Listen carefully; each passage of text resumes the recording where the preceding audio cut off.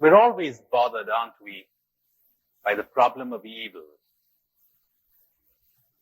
That extraordinary, powerful story of the little kid who's walking in a jungle village in Africa along the banks of a river and sees a crocodile who's been trapped in a net.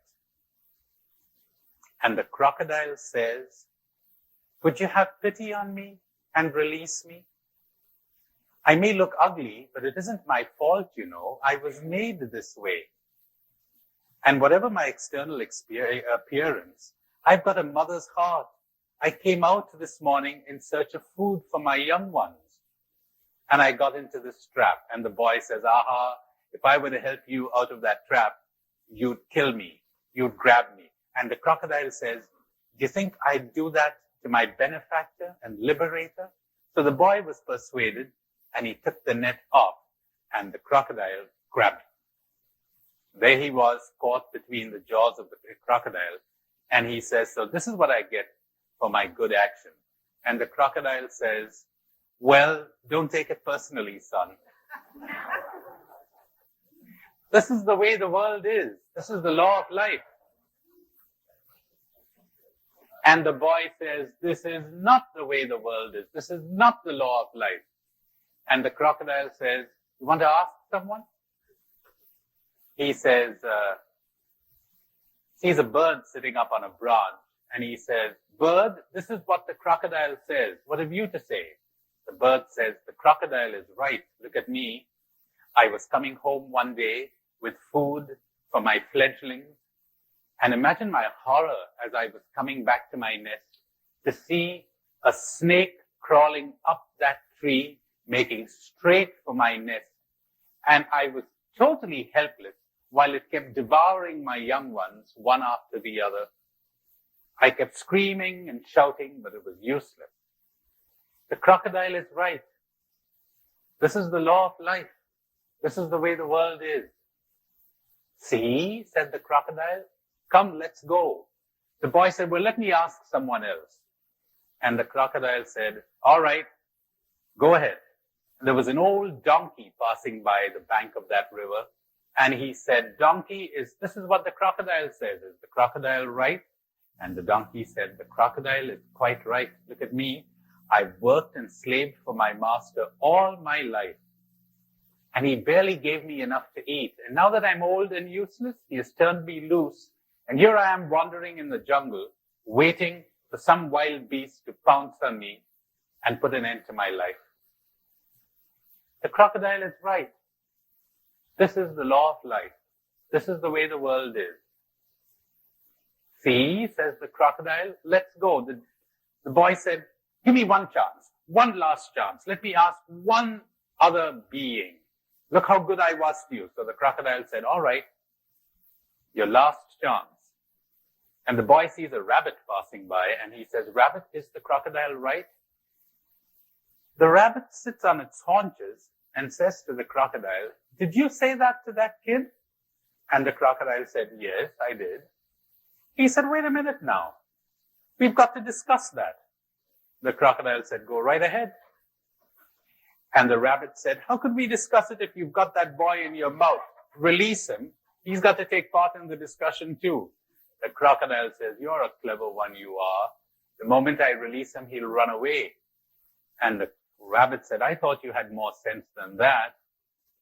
If he attempted to run away, one slash of your tail would kill him." "Fair enough," said the crocodile. So he released the boy. And the moment the boy was released, the rabbit said, "Run!" And he ran and escaped. Then said the rabbit to the boy, "Don't you enjoy crocodile flesh?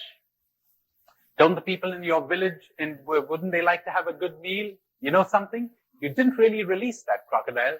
Most of his body's still caught in the net.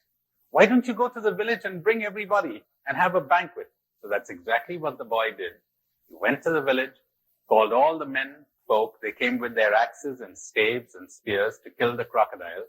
And the boy's dog came with him. And when the dog saw the rabbit, he gave chase, caught hold of the rabbit, and throttled it.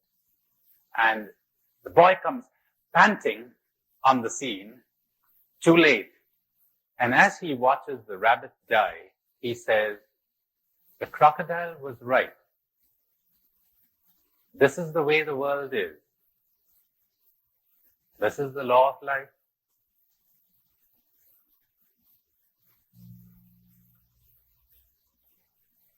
And there's no explanation you could give that would explain away all the suffering and the evil and the torture and the destruction and the hunger in the world.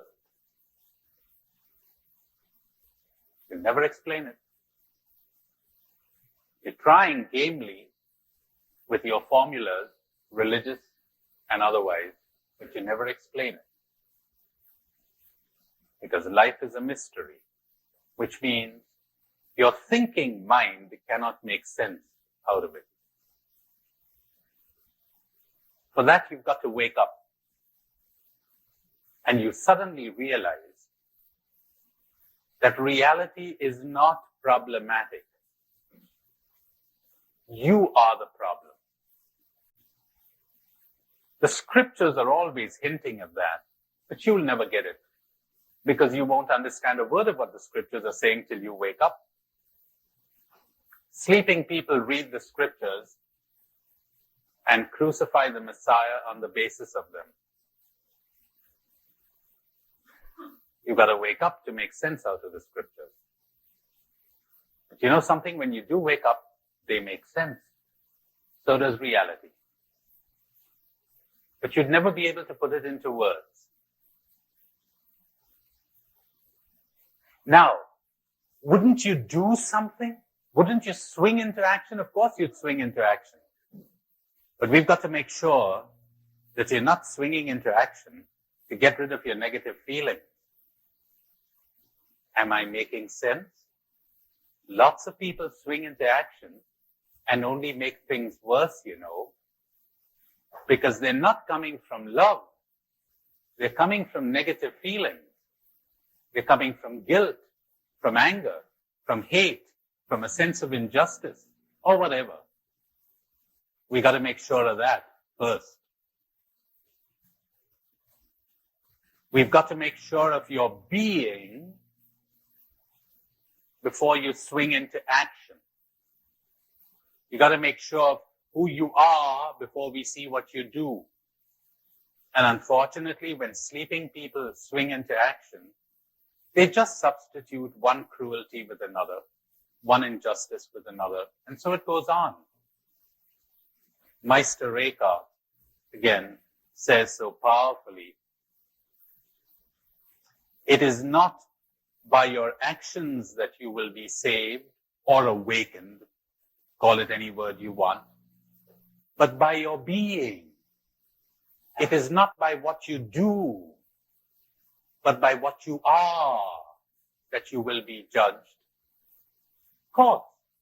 Of what good is it to you to feed the hungry and give drink to the thirsty and visit the prisoners in jail? Remember that sentence? I could give my body to be burnt and all my goods to feed the poor, but if I have not love, that's important. Not your actions. Not your actions.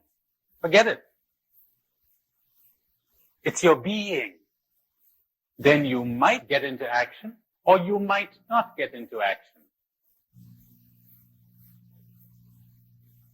You can't decide that till you know, till you understand, till you're awake. And unfortunately, all the emphasis is being put on changing the world and very little emphasis on waking you up. When you wake up, you will know what to do or what not to do. Some of the mystics are very strange, you know, like that man Jesus who says, I wasn't sent to those people. I just limit myself to what I'm supposed to do right now. Later, maybe. Some of them go into silence, mysteriously. Some of them sing songs. Some of them get into service. We're never sure. They're a law unto themselves. They know exactly what is to be done. Get into the heat of battle Keep your heart at the lotus feet of the Lord, as I said to you this morning.